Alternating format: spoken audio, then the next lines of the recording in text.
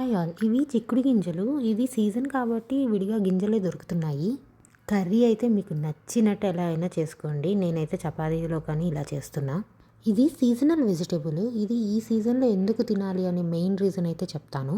మనకి ఏ సీజన్లో దొరికే వెజిటేబుల్ ఆ సీజన్లో మనం తింటే మన బాడీ ఆ సీజన్కి తగ్గట్టు అడాప్ట్ అవుతుంది.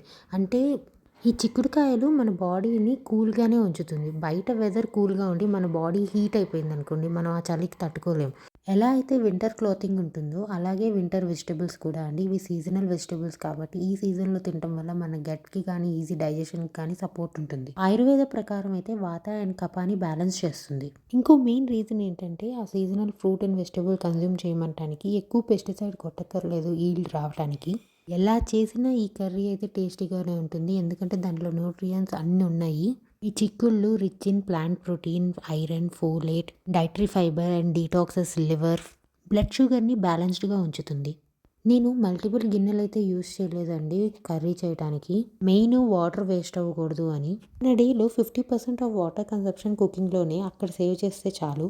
Hope you all like this video. Please follow my channel Amrit Aahar. Thank you all.